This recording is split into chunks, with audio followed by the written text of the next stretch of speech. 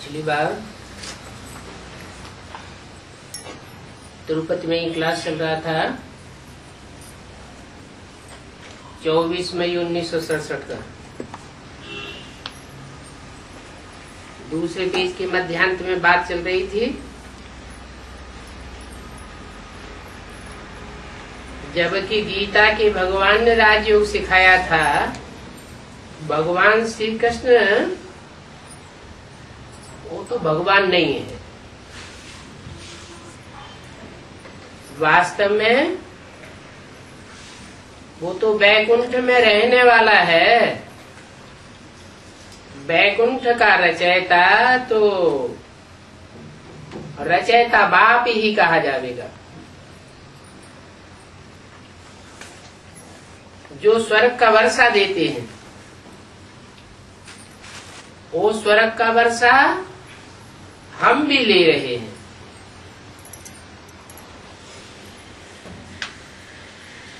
शिव बाबा आए के श्याम से सुंदर हमको बनाते हैं। अभी हम श्याम हैं फिर सुंदर बनते हैं। सुंदर कौन बनाते हैं? जो सदा सुंदर है वो हमें आकर के सुंदर बनाते हैं। शिव बाबा को सदैव सुंदरम कहा जाता है।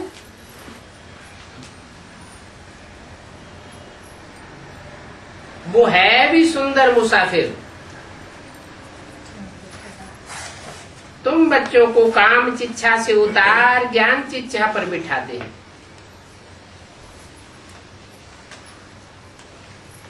काम चिच्छा पर बैठ सब काले बन गए। फिर तुम बच्चों को अब सुंदर बनाए रहे हैं। सबको सुंदर नहीं बनाते हैं, तुमको सुंदर बनाते हैं। काले तो सब बन गए। मूल बात है याद की क्या? तुमको सुंदर क्यों बनाए रहे हैं? औरों को सुंदर नहीं बनाते हैं। कारण क्या है?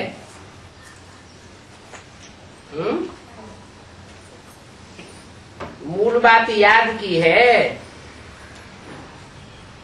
जो एक्यूरेट याद तुम करते हो ऐसी याद और कोई नहीं करते। कौन सी एक्यूरेट याद? बाबा की याद।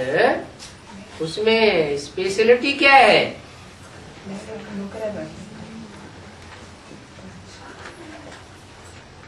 जिस मुकर्रर रथ में तुम साकार में निराकार बाप को याद करते हो ऐसी याद और कोई धर्म वाले नहीं करते हैं। फिर भी वो सर्व का सदगति दाता तो कहा ही जाता है, क्योंकि एक जन्म की सदगति तो सबको देते हैं।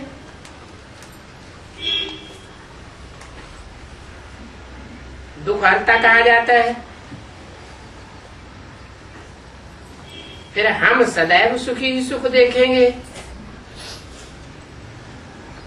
ये तुम जानते हो।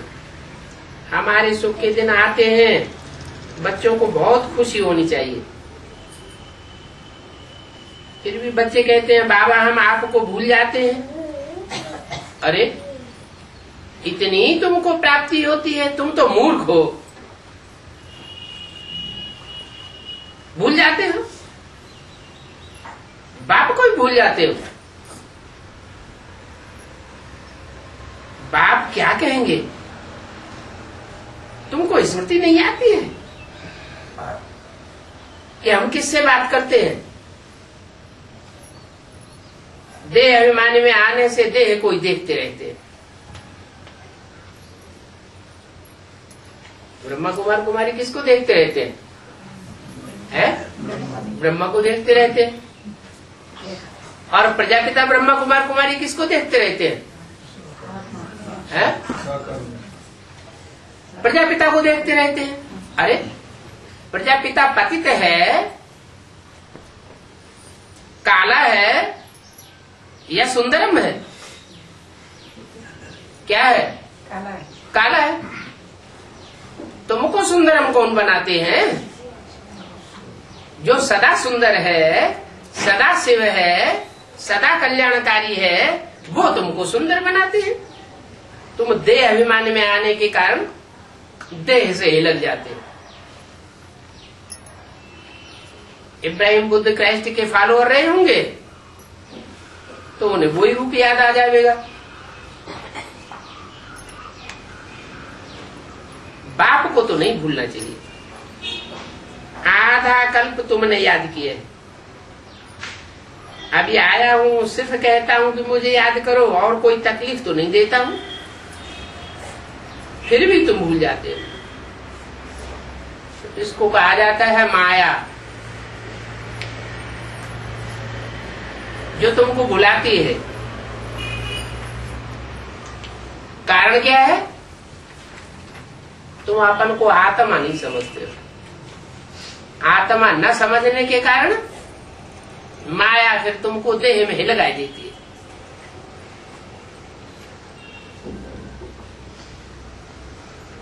अगला प्रातः क्लास है 23/5/67 का।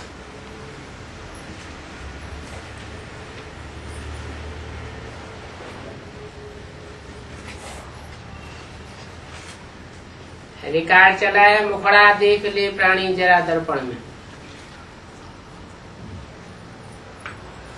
ये बातें रोज बाप बच्चों को समझाते हैं कि सोने से पहले अपने सारे दिन का मुखड़ा देखो कि हमने क्या पाप किया, क्या पुण्य किया।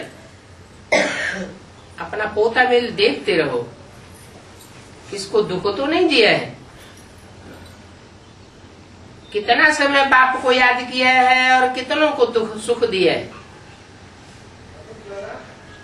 मूल बात ये है, गीत भी यही कहता है कि अपने अंदर में देख लो कि हम कितने तमो प्रधान से सतो प्रधान बने हैं। सारे दिन में कितनी देरी से याद किया।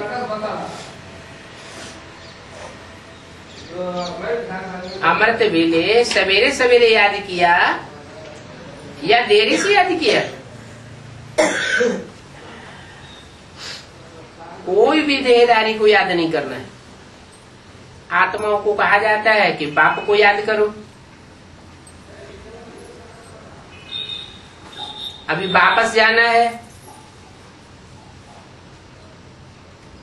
कहाँ जाना है? शांति धाम से होकर के हमको नई दुनिया में जाना है। ये तो पुरानी दुनिया है। जब बाप आवे तब स्वर्ग के द्वार खोले। अभी तुम बच्चे जानते हो कि हम संगम युग पर बैठे हैं। ये भी वंडरफुल बात है। जो संगम युग पर स्टीमर में बैठ करके फिर उतर जाते हैं। अभी तुम संगम युग पर आकर के पुरुषोत्तम बनने के लिए नैया पर बैठे हो, पार जाने के लिए। फिर पुरानी कलयुगी दुनिया तो दिल से हट जानी चाहिए ना। उस पुरानी दुनिया का किनारा तो छोड़ दिया ना।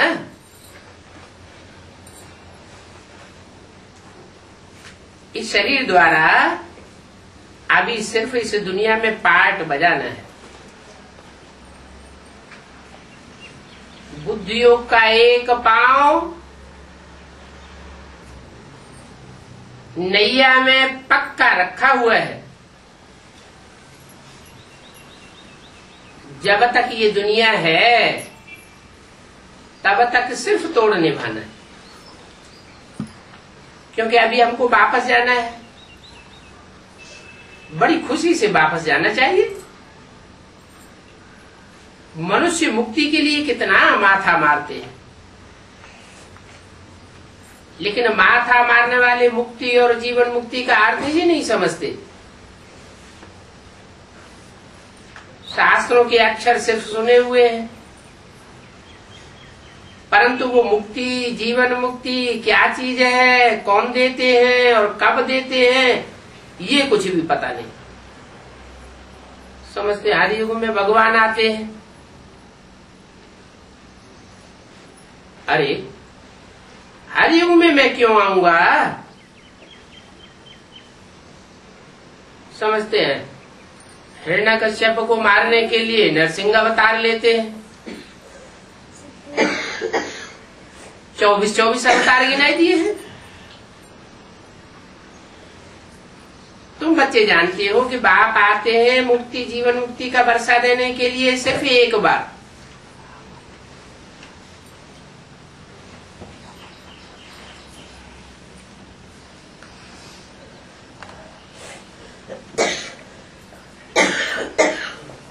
बेअंत और बार बार नहीं है। तो मुक्ति, जीवन मुक्ति, फिर जीवन बंध में आते हो। इन बातों को दुनिया नहीं जानती है। वो तो समझते हैं कि आत्मा एक बार मुक्त हो जाती है फिर वापस लौटती नहीं।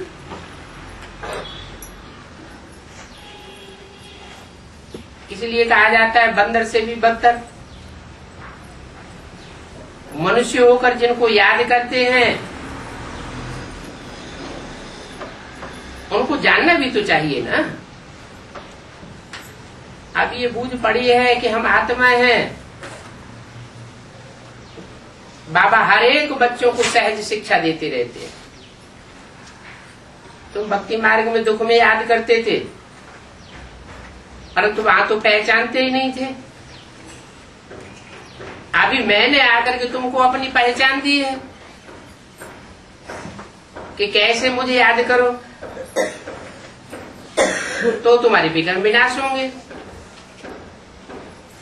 अभी तक कितने विकर्म विनाश हुए हैं वो अपना पोता मेल रखने से पता पड़ेगा। जो सर्विस में लगे रहते हैं उनको मालूम पड़ता है। सर्विस बच्चों को पता पड़ता है। जो सर्विस में नहीं रहते हैं तो जरूर कहेंगे डिस सर्विस ही करते होंगे। बच्चों को सर्विस का शौक चाहिए। आपस में मिलकर सभी निकलते हैं। मनुष्यों का जीवन हीरे तुल्य जैसा बनाने के लिए सर्विस का शौक होना चाहिए। देखो ये कितना पुण्य का कार्य है। इसमें खर्चे आदि की कोई खास बात नहीं है। सिर्फ हीरे जैसा बनने के लिए बाप को याद करना है।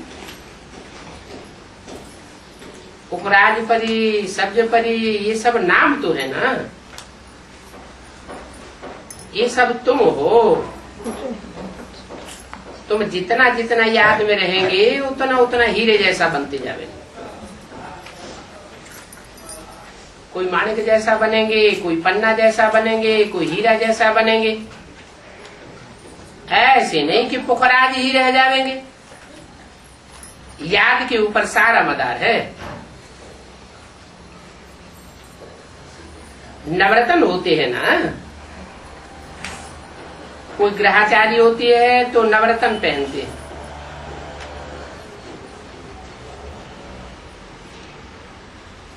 ग्रहाचारी में बहुत टोटके देते हैं भक्ति मार्ग में। और यहाँ तो सभी धर्म वालों के लिए एक ही टोटका है। कौन सा टोटका है? मन मना भव। क्योंकि गॉड इज वन गाया हुआ है। 8 या 9 को याद नहीं करना है। इसको याद करना है, सिर्फ एक को याद करना है।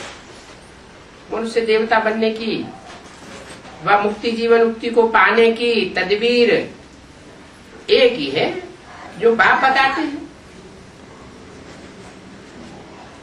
बाप को याद करना है। तकलीफ की कोई बात नहीं है। सोचना चाहिए कि मेरी याद क्यों नहीं ठहरती है, क्यों नहीं ठहरती है। बच्चों को मेरी याद क्यों नहीं ठहरती है? क्या कारण है? सोचना चाहिए। क्या सोचा?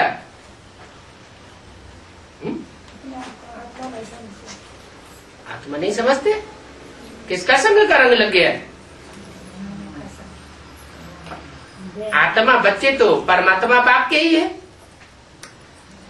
परमात्मा बाप के बच्चे हैं तो बच्चों को तो माँ बाप का ही संग लगा होना चाहिए। फिर क्यों नहीं याद आता? जरूर औरों का संग 63 जन्मों में किया है। तो जिनका संग किया है वो संकल्पों में, स्वप्न में सामने आते रहते हैं। क्या? अपना हिसाब किताब पूरा करने के लिए। कहाँ जाते हो? किसको याद करने लगे? हमको क्यों छोड़ दिया? आवेंगे तो ना संकल्प में, तो घबराना नहीं चाहिए। क्या करना है? सब ताजे हरे भजो। बुद्धि में ज्ञान तो बैठा है ना कि किन की याद से हम नीचे गिरे, किन के संग से नीचे गिरे और किसके संग से हमें ऊंचा उठना है।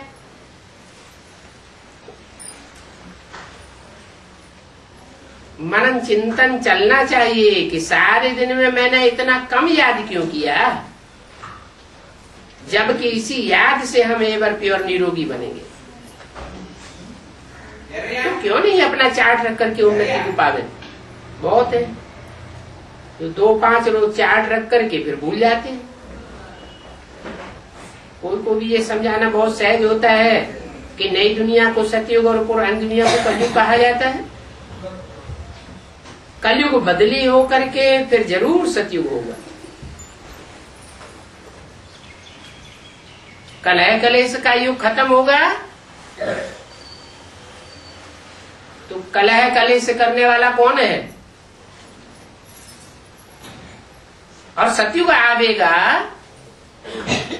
तो सत्य का युग बनाने वाला कौन है? कलह कलेश कब बढ़ता है? झूठ खंड कब बनता है? जब झूठापन बढ़ता है तो झूठ खंड बनता है, कलह कलेश होता है। झूठ है रावण और सत्य है बाप। बाप आकर के सत्य युग स्थापन करते हैं। सच्चा बाप सच्ची नॉलेज दे करके सच्चा युग स्थापन करते हैं और रावण द्वैतवादी है, 2 बातें बताता है, 10 विषयों मत देता है। झूठ के पीछे झूठ, झूठ के पीछे वो झूठ, एक झूठ के पीछे अनेकों झूठ बोलनी पड़ती है। तो वो झूठी दुनिया बनाता है और बाप सच खंड बनाता है। बदली होता है तभी हम समझा रहे हैं कि कलयुग बदली होकर के अभी सतयुग आना है। दूसरी तो कोई बात है नहीं। चार्ट रख करके उन्नति पाना चाहिए। शास्त्रों में तो कल्प की आयु ही लंबी कर दी है, इसलिए सभी घोर अंधियारे में पहुंच गए हैं। बुद्धि में बैठता ही नहीं है कि अब कलयुग खत्म होने वाला है, सतयुग आने वाला है। दूसरी बात यह है कि बाप के लिए भी कह देते हैं कि अभी पूरा निश्चय नहीं होता है कि ये वो ही है जो ब्रह्मा के तन में आकर के पढ़ाए गए। अरे तुम ब्रह्मा के बच्चे ब्राह्मण हो ना, ब्रह्मा कुमार कुमारी कहलाते हो। इसका अर्थ क्या है?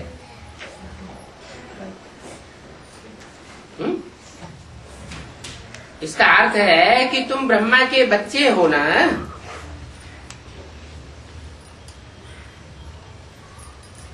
वर्षा कहाँ मिलेगा? ब्रह्मा से वर्षा मिलेगा क्या? ब्रह्मा का अर्थ क्या है?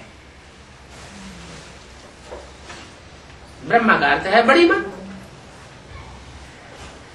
माँ से वर्षा मिलता है क्या?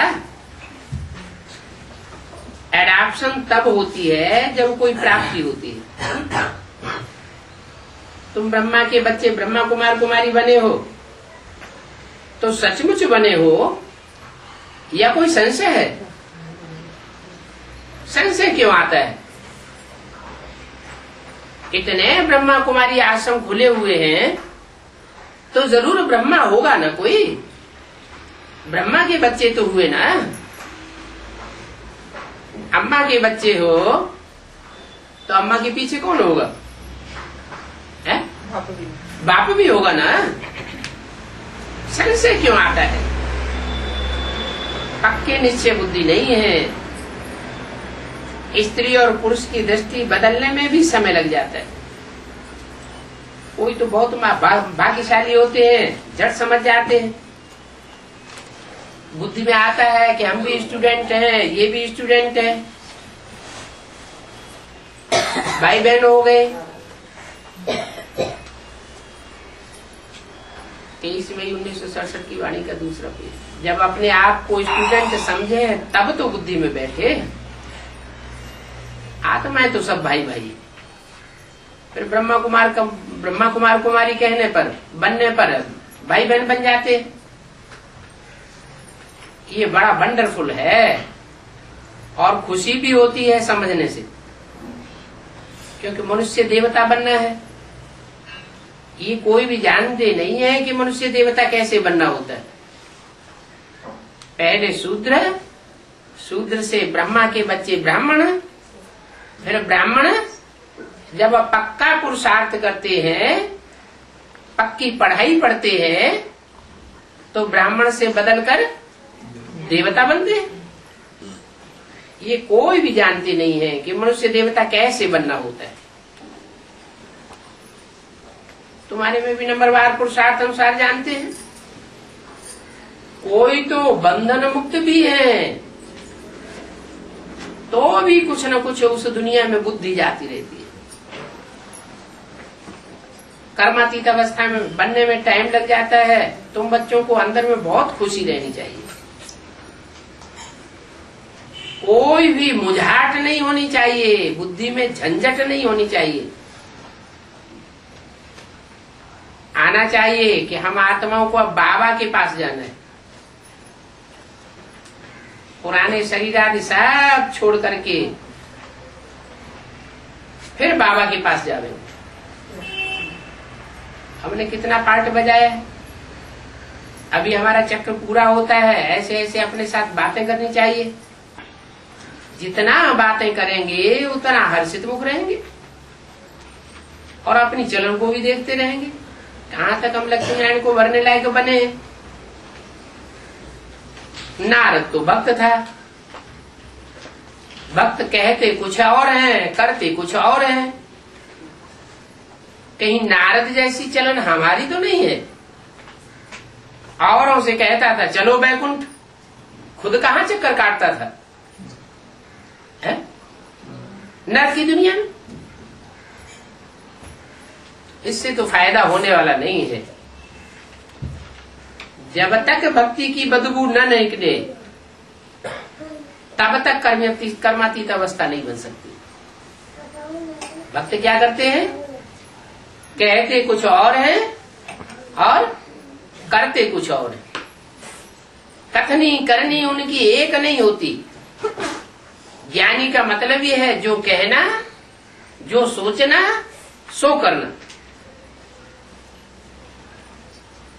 तो भक्ति की बदबू तो बुद्धि में से निकल जानी चाहिए। बुद्धि में सुदर्शन चक्र हमेशा फिरता रहे। बुद्धि से ही समझा जाता है। अभी तो थोड़े ही समय में ये पुराना शरीर सबको छोड़ना है। ये बहुत जन्मों के अंत के जन्म का भी अंत है। मृत्युलोक में ये सब का अंतिम शरीर है। तुम एक्टर्स भी हो, एक शरीर रूपी वस्त्र छोड़ करके दूसरा धारण करते हो, तो अपने को एक्टर समझते तो हो ना, आगे नहीं समझते थे।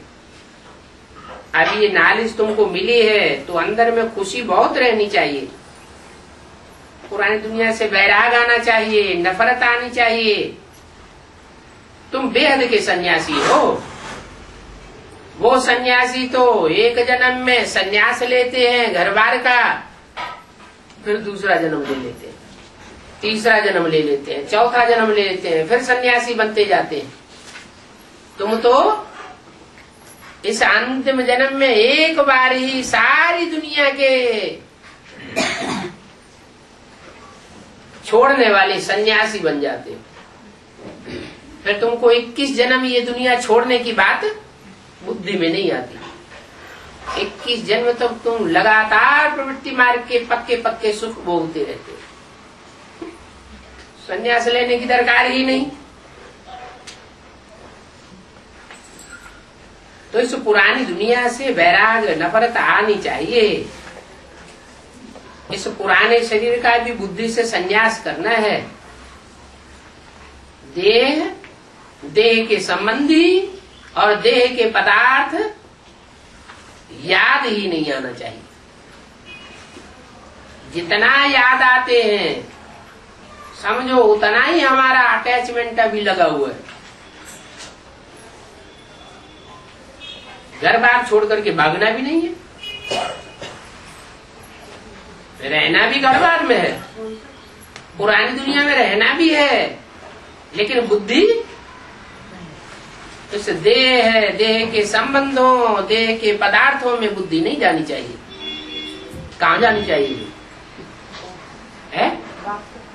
इन आंखों से जो नहीं देखते हैं उसमें बुद्धि जानी चाहिए। इन आंखों से बाप भी दिखाई नहीं देता, नाली से दिखाई देता है, तीसरे नेत्र से दिखाई देता है, उसे याद करना है।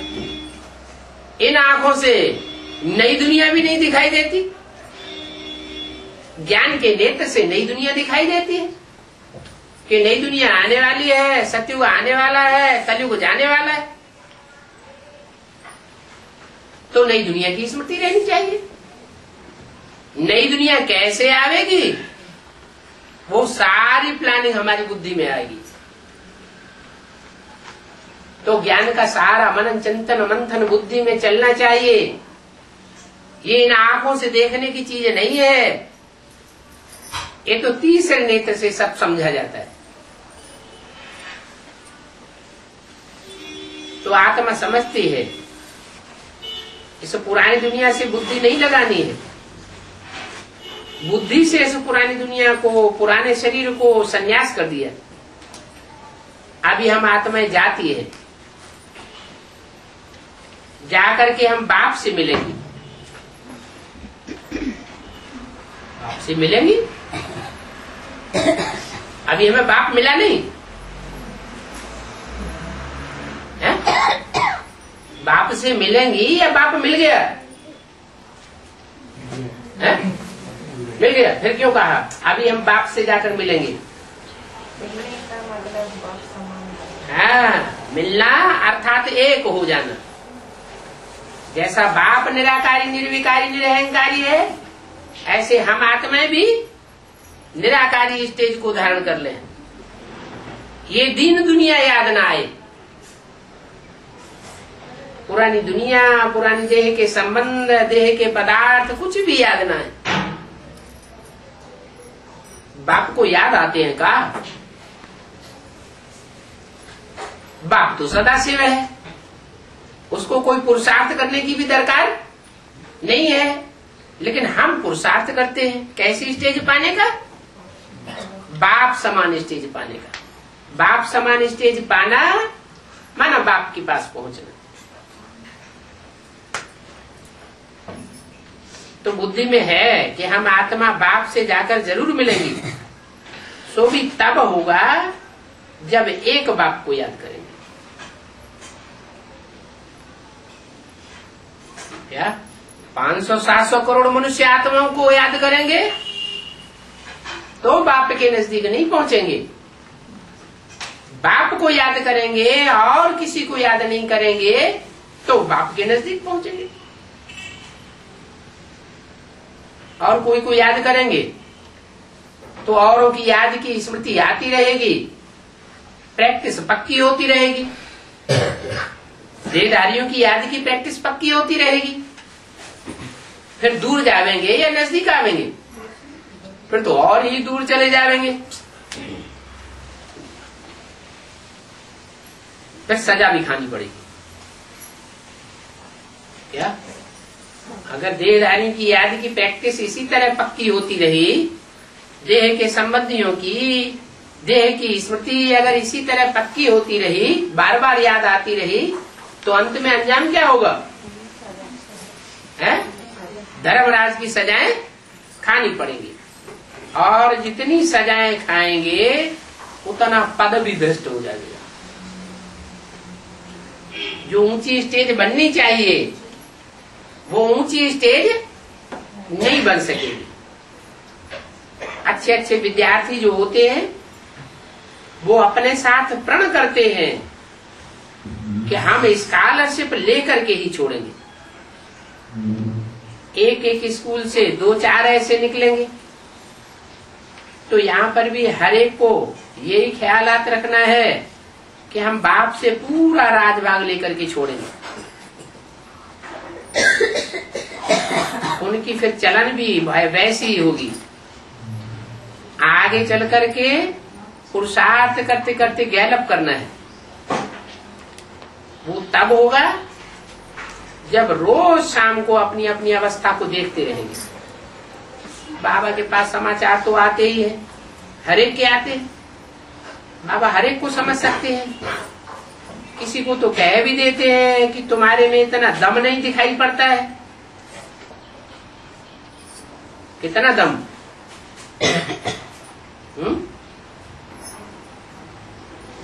कितना दम नहीं दिखाई पड़ता है?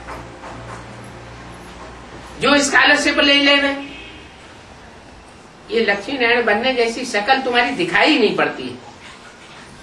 चलन, खान पान अपना देखना तो चाहिए। चलन अच्छी नहीं है, खान पान अच्छा नहीं है, संग अच्छा नहीं है, तो संग दोष तो लगता है ना। फिर ऊंच कैसे चढ़ेंगे? सर्विस ही कहां करते हो, फिर क्या बनोगे? फिर दिल में समझते हैं कि हम कुछ करके दिखावें। इसमें हर एक को इंडिपेंडेंट अपनी अपनी तकदीर ऊंच बनाने के लिए पढ़ना है। अगर श्रीमत पर नहीं चले तो फिर इतना ऊंच पद नहीं पाएंगे। कितना ऊंच पद? जितने ऊंच पद का लक्ष्य बाप देते हैं। बाप कौन सा लक्ष्य देते हैं? लक्ष्मी नारायण स्कॉलरशिप पाने का लक्ष्य देते हैं। तो लक्ष्य प्राप्त करना चाहिए।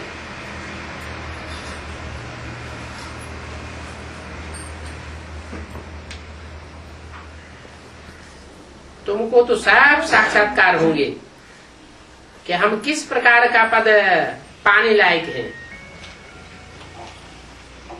अपने पद का भी साक्षात्कार करते रहेंगे।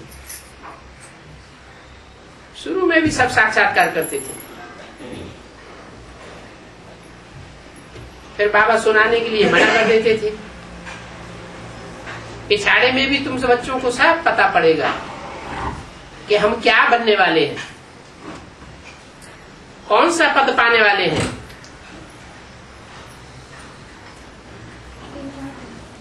जब पता पड़ेगा तो हड़कंप हो जाएगा।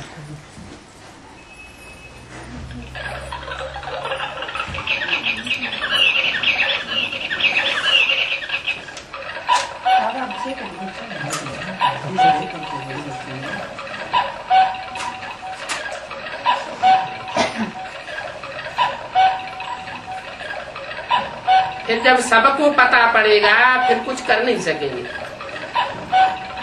कल्प कल्पांतर की ये हालत हो जाएगी। जिनको ऊंच पद पाना होगा वो ऊंच पद पावेंगे, जिनको नीच पद पाना होगा वो नीच पद पावेंगे। बहुत त्राय हो जाएगी।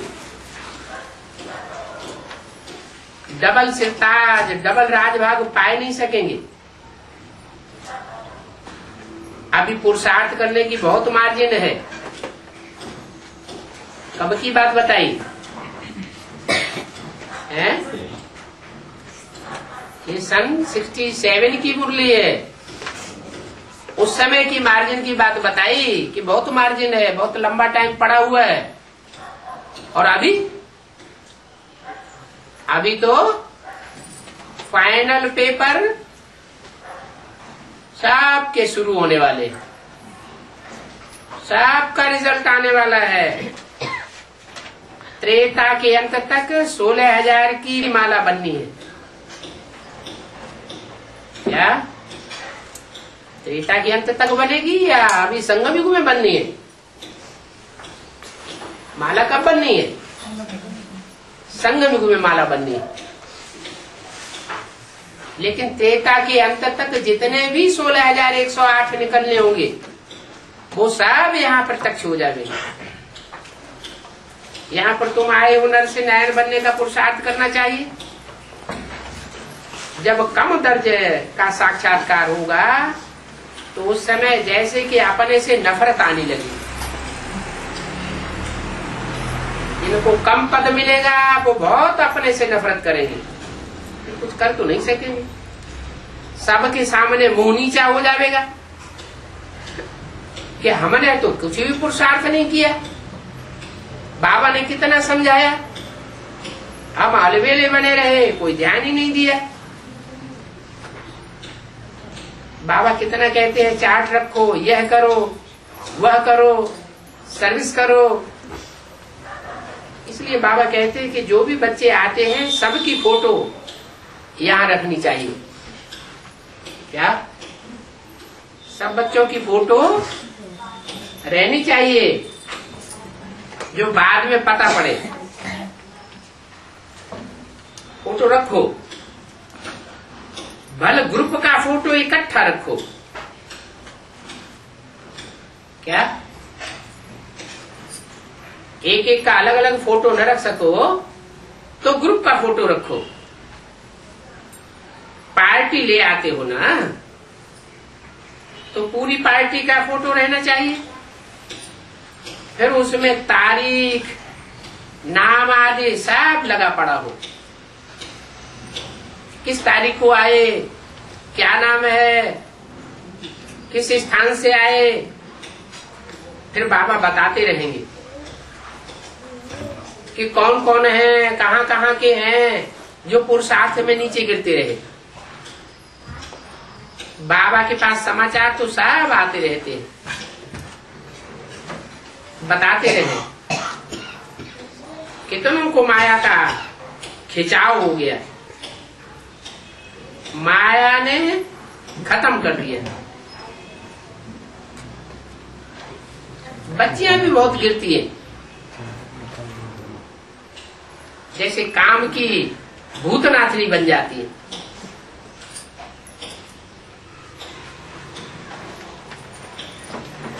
एकदम डर्टी ब्रूट्स बन जाते हैं।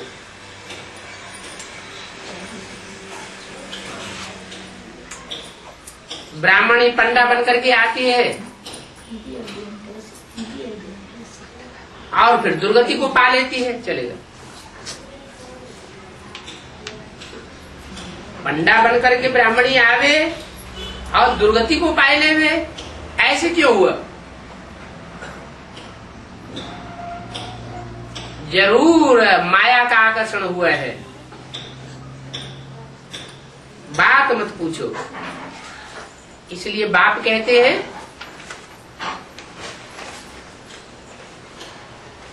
मीठे मीठे बच्चों, भले ईश्वरीय सेवा में रहते हो परंतु बड़ा खबरदार रहो। 23 मई 1967 की वाणी का 3रा पेज। माया कोई न कोई रूप धारण करके पकड़ लेती है, कहाँ भी पकड़ लेती है। न कोई स्थान देखती है माया और न कोई टाइम देखती है माया। ऐसे नहीं कि माया अमृत वेले नहीं आवेगी। अमृत वेले का टाइम बहुत अच्छा होता है। रात को 9-10 बजे से लेके 12-1 बजे का टाइम खराब होता है। नहीं, माया कोई भी समय पकड़ सकती है,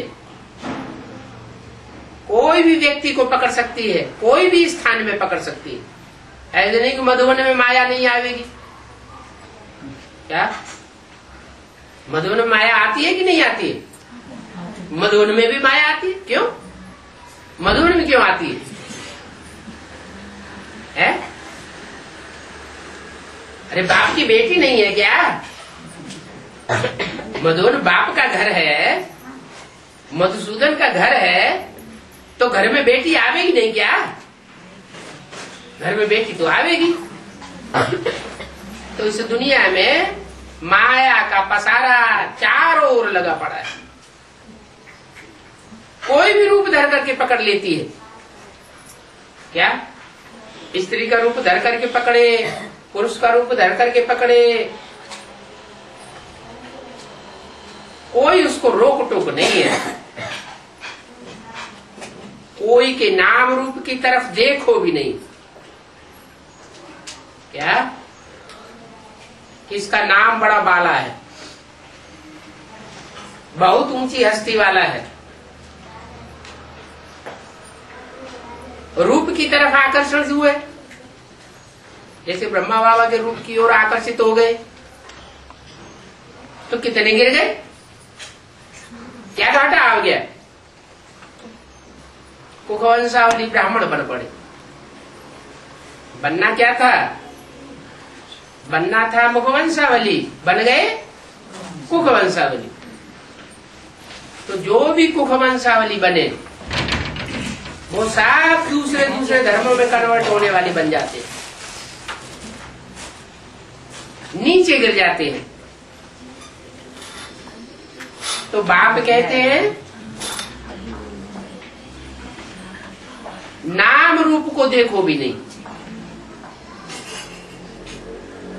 भले इन आंखों से हम देखते हैं, परंतु बुद्धि में एक बात की याद रखो, नाम रूप को भी देखो।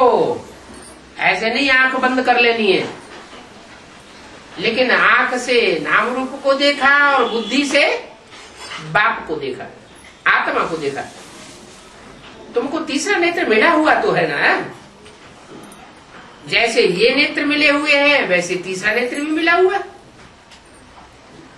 इन नेत्रों से काम लेते हो तो तीसरे नेत्र से भी काम लेना चाहिए ना। तीसरा नेत्र मिलाई इसलिए है कि बाप को देखो और बाप को याद करो। देह अभिमान को छोड़ते जाओ। ऐसे भी नहीं कि कोई से आंखें नीची करके बातें करना है। आत्मा से बात करनी है तो भ्रकुटी में देखना है या पेट को देखना है या पूरा चेहरा देखना है। आत्मा से बात करेंगे तो जरूर सामने देख करके बात करेंगे। ऐसे कमजोर नहीं बनना है कि नीची आंख करके किसी से बात करना है। देखते हुए बुद्धि का योग अपने बिलेवड मासूक की तरफ हो। इस दुनिया को देखते अंदर में समझते हैं कि ये तो कब्रिस्तान दुनिया बननी है। इन आंखों से जो भी दिखाई पड़ता है वो सब खलास होने वाला है। आज अच्छा दिखाई देता है और कल सब धराशायी होने वाला है। ये ऊंची ऊंची बिल्डिंगें जो अभी हम देखते हैं वो कल नहीं रहेंगी, तो उनमें ममत्व लगाना चाहिए क्या? ममत्व तो नहीं लगाना चाहिए। अंदर में समझते हैं कि एक तो कब्रिस्तान होना है, इनसे हम क्या संबंध रखें? ये तो सब विनाशी है। तुमको ज्ञान मिलता है अविनाशी ज्ञान रत्नों का। इन रत्नों को धारण करके और उन पर चलना है। भक्ति मार्ग में तो साफ दंत कथाएं हैं। भक्ति मार्ग को कब ज्ञान मार्ग नहीं कहा जा सकता, क्योंकि भक्ति मार्ग आता है रावण से और ज्ञान मार्ग आता है राम से। भक्ति नीचे ले जाती है और ज्ञान ऊपर ले जाता है। कहीं भी कोई शास्त्रों की बात बोले तो कहो शास्त्रों का नाम हमारे सामने मत लो। शास्त्र अनेक मनुष्यों के लिखे हुए हैं। जो भी मनुष्य है सब विकारी है। विकारी बुद्धि की जो रचना है वो हमको भी विकारी बनावेगी। इसलिए हम मनुष्यों के लिखे हुए शास्त्रों को मानते नहीं हैं। जानते तो हैं कि हैं, हम तो एक बाप को मानते हैं। एक बाप जो जन्म मरण के चक्र से न्यारा है वो हमको सत्य बात बतलाते हैं। ये सब भक्ति मार्ग के शास्त्र है। अभी तो ज्ञान मार्ग चल रहा है। ज्ञान मार्ग चलाने वाला एक बाप इस सृष्टि पर आया हुआ है। ज्ञान है तो फिर भक्ति की तो बास भी नहीं आनी चाहिए। क्यों? क्योंकि भक्ति की बास जहां आवेगी उनको तो शरीर छोड़ना पड़ेगा। शरीर छोड़ेंगे तो शरीर छोड़ने वाले बाप से वर्षा जीते जी ले नहीं सकेंगे। बाप से वर्षा नहीं ले सकेंगे तो किससे वर्षा लेंगे फिर? हैं? कोई न कोई देहधारियों से वर्षा लेना पड़ेगा। जैसे कृष्ण की आत्मा है, शरीर छोड़ दिया तो वर्षा किससे लेती है? प्रैक्टिकल में वर्षा उसे किससे मिलेगा? नारायण से वर्षा मिलेगा। जो बाप से वर्षा मिलता है डायरेक्ट, वो तो नहीं ले सकेंगे। तो क्या कमजोरी आ जाएगी? ये कमजोरी आ जाएगी कि जो भी दुनिया के पावरफुल धर्म पिताएं हैं वो कोई भी उनको अपने प्रभाव में ले सकते हैं। जैसे हिस्ट्री बताती है यज्ञ की, यज्ञ के आदि से लेकर के और अंत तक ब्रह्मा की आत्मा दूसरे दूसरे धर्म वालों के प्रभाव में आती रही और दुर्गति को पाती रही। क्यों पाया? क्यों दुर्गति को पाया? क्योंकि यज्ञ के आदि में जिस बाप से ज्ञान की प्राप्ति हुई थी उस बाप को भूल गए। देवान आ गया, मैं कृष्ण हूं, सत्ययुग में जाके प्रिंस बनूंगा, मैं सृष्टि का पहला पत्ता हूं। देवान आने से फिर पतन हो जाता है। तो बाप कहते हैं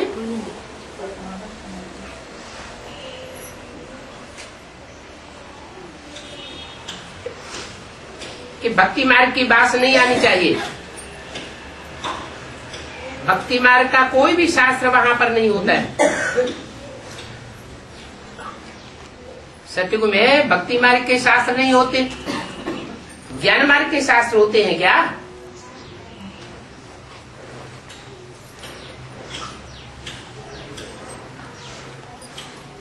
ज्ञान मार्ग के चित्र, ज्ञान मार्ग के शास्त्र वहां होते हैं क्या? वो भी नहीं होते। न ज्ञान मार्ग के शास्त्र और चित्र होते हैं, न भक्ति मार्ग के शास्त्र और चित्र होते हैं। फिर होता क्या है?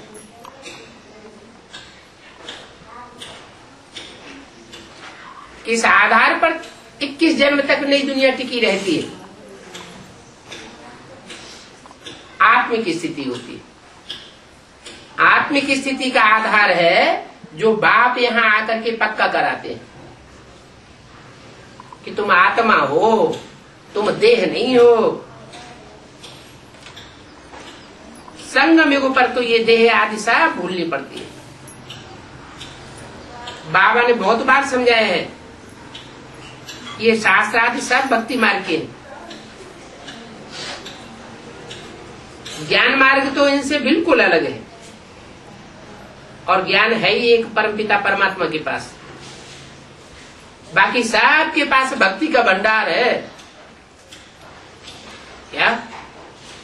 चाहे कोई ब्रह्मा कुमार कुमारी हो, और चाहे कोई प्रजापिता ब्रह्मा कुमार कुमारी हो, चाहे कोई इस्लाम कुमारी हो, चाहे कोई क्रिश्चियन कुमार कुमारी हो, सबके पास क्या है? भक्ति का भंडार। और ज्ञान का भंडार किसके पास है? इस दुनिया में ज्ञान का भंडार किसी के पास है या नहीं है? है। इस दुनिया में बाप आया हुआ है, बाप के पास है ज्ञान का भंडार, और बाकी सबके पास है भक्ति का भंडार। तभी तो पतित पावन ज्ञान सागर को बुलाते हैं। अभी तुम बच्चे जानते हो ज्ञान से सद्गति होती है। शास्त्रों में लिख दिया है, ऋते ज्ञानान्न मुक्ति, बिना ज्ञान के मुक्ति जीवन मुक्ति नहीं हो सकती। लेकिन वो कौन सा ज्ञान है? क्या ज्ञान है? किसने आकर के दिया? कब ज्ञान दिया? और उससे कैसी मुक्ति होती है वो किसी को पता नहीं। समझते हैं ऐसी मुक्ति होती है जो हमेशा के लिए जन्म मरण के चक्कर से आत्मा मुक्त हो जाए। तो आत्मा का अस्तित्व रहा कि नहीं रहा? आत्मा विनाशी हुई या अविनाशी हुई? लेकिन जब मुक्त हो गई हमेशा के लिए जन्म मरण के चक्कर से, कभी जन्म होना ही नहीं है, तो विनाशी हुई या अविनाशी हुई? क्या कहेंगे? विनाशी हो गई। इस सृष्टि से आत्मा का अस्तित्व ही हमेशा के लिए चला गया, तो आत्मा तो विनाशी हो गई। तो अपना विनाश कौन चाहेगा? तो बाप बतलाते हैं कि तुम ऐसी ज्योति बिंदु आत्मा हो जिसका पार्ट कभी विनाश नहीं होता। 84 जन्मों का जो पार्ट जिसके जिसके अंदर भरा हुआ है, वो पार्ट ज्यों का त्यों कल्प कल्पांतर बजता रहेगा। बाप को बुलाते हैं पति से पावन बनने के लिए। अभी तुम बच्चे जानते हो कि ज्ञान से ही सदगति होती है, भक्ति से ड्रामा अनुसार दुर्गति होती है। अभी फिर बाप आए हुए हैं सदगति करने, तो फिर बाप को याद करना चाहिए। सारा दिन बाबा बाबा करते रहना चाहिए। प्रदर्शनी पर समझाते समय 1000 बार मुख से बाबा बाबा निकले, बाबा ने ऐसे कहा, बाबा ने ऐसे कहा। तो कभी भी ज्ञान का अहंकार नहीं आवेगा कि हम जो भी सुनाते हैं ये ज्ञान कोई हमारा ज्ञान नहीं है, हम ज्ञानी आत्मा नहीं है। हम किसका ज्ञान सुनाते हैं? जो बाप ने हमको ज्ञान दिया है वो ज्ञान हम तुमको सुनाते हैं। बाबा को याद करने पर तुम्हारा कितना मान हो जाएगा, बहुत फायदा होगा। शिव बाबा कहते हैं मामा के याद करो तो तुम्हारे विक्रम विनाश होंगे। शिव बाबा को याद करो तुम तमो प्रधान से सतो प्रधान बन जाओगे।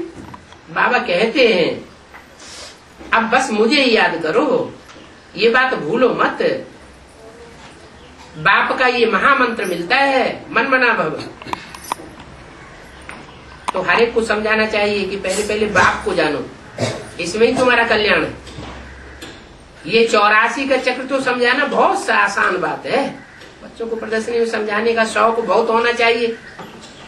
अगर कहीं देखें कि हम नहीं समझा सकते हैं तो कह सकते हैं कि हम अपनी बड़ी बहन को बुलाते हैं कि तो गीता पाठशाला है, इसमें कोई कम पढ़ते हैं कोई जास्ती पढ़ते हैं, हमने इतनी पढ़ाई नहीं पढ़ी है इसलिए हम बड़ी बहन को बुलाते हैं, तो उनसे समझो।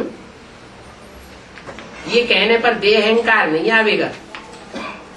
जिनको देह अहंकार आता है वो फिर उल्टी सुल्टी बातें सुनाते रहते हैं। जहां जहां बड़ा सेंटर हो तो प्रदर्शनी कर देनी चाहिए, चित्र भी लगा हुआ हो, gateway to heaven is स्वर्ग। अभी स्वर्ग के द्वार खुल रहे हैं। इस ओवनहार लड़ाई से पहले अपना भरोसा ले लो, क्योंकि गेट वे टू हेवन क्या है? लड़ाई। ये महाभारत लड़ाई स्वर्ग के गेट खोलेगी। कौन सी लड़ाई है? सत्य और असत्य की लड़ाई है। भक्ति क्या है और ज्ञान क्या है, इसकी लड़ाई है। भक्ति किससे आती है और ज्ञान किससे आता है? जो भक्त होंगे वो भक्ति को जिंदाबाद करेंगे, जो ज्ञानी बच्चे होंगे बाप के वो ज्ञान को जिंदाबाद करेंगे। अभी स्वर्ग के द्वार खुल रहे हैं। जैसे मंदिर में रोजाना जाना होता है, वैसे ही तुम्हारी भी ये पाठशाला है। चित्र लगा हुआ होगा तो समझाने में सहज होगा। कोशिश करो कि हम अपनी पाठशाला को चित्रशाला कैसे बनावे। भव का होगा तो मनुष्य आवेंगे, वैकुंठ में रास्ता जाने का देखेंगे। 1 सेकंड में समझने का रास्ता बाप बताते हैं। बाप कहते हैं तमो प्रधान कोई वैकुंठ में नहीं जा सकेंगे, जो सतो प्रधान बनेंगे वो ही वैकुंठ में जा सकेंगे। नई दुनिया में जाने के लिए सतो प्रधान बनना पड़े। ये दुनिया तो तमो प्रधान है। बड़े बड़े शंकराचार्य आदि हैं, सबको बोलो तुम कौन सी दुनिया में रहते हो, तो क्या बतावेंगे? शंकराचार्य कौन सी दुनिया में रहते हैं? ब्राह्मण की दुनिया में रहते हैं शंकराचार्य। वो कहेंगे हम पुरानी दुनिया में रहते हैं, कलयुगी दुनिया में रहते हैं। ये कोई सतयुगी दुनिया थोड़ी ही है। वृक्ष से पैदा होने वाले हैं ना। कहेंगे तुम काय से पैदा होने वाले हो? तुम वृक्ष से पैदा नहीं हुए हो क्या? तो बोलो, फकुर से बोलना चाहिए हम ब्रह्मा कुमार कुमारी हैं, हम ब्रह्मा मुख से पैदा हुए हैं। क्या हम भ्रष्ट इंद्रियों से पैदा नहीं हुए हैं? हमारी पैदाइश बहुत ऊंची है। फिर ऊपर से बाप की ग्लानि अगर कर देंगे, उल्टी चलन चल देंगे, उल्टा सुल्टा ज्ञान सुनावेंगे तो और ही बोझा चढ़ जाएगा। सर्वव्यापी के ज्ञान से परमात्मा बन जाते हैं और सभी को परमात्मा बनाई दिया है। पहले बाप का परिचय अच्छी रीति देना चाहिए, फिर वो माने या ना माने, आगे चल करके मानेंगे कि बाप सर्वव्यापी नहीं है, शिवोहम का ज्ञान अच्छा नहीं है, ब्रह्मास्मि ये ठीक नहीं है। क्या समझेंगे कि बाप सर्वव्यापी नहीं लेकिन एक व्यापी होकर के आया हुआ है। क्या एक व्यापी बाप को पहचानो, मुकर्रर रथ में आया हुआ है। बाद में रियलाइज करेंगे सर्विस तो तुम्हारी बहुत है ना। बनारस में बहुत आते हैं, फॉरेनर्स भी बनारस में आते हैं, उनको भी समझाना है। क्या जो फॉरेनर्स बनारस में आते हैं उन फॉरेनर्स को भी समझाना है। बोलो गॉड फादर ही लिबरेटर है, वो कैसे लिबरेट करते हैं चलो हम आपको समझावे। अभी ये ओल्ड वर्ल्ड है, आयरन एज दुनिया है, ये इम्प्योर भी है। असली आत्माएं थी शांति धाम स्वीट होम में रहने वाली, वहां पर सब प्योर थी। अभी सब आत्माएं इम्प्योर हैं। फिर भी इन इम्प्योर आत्माओं को प्योर जरूर बनना है। बाप कहते हैं कि मुझे याद करो तो तुम प्रधान से सतो प्रधान बन करके फिर तुम वापस परमधाम चले जाएंगे और कोई उपाय नहीं है। अच्छा, ओम शांति।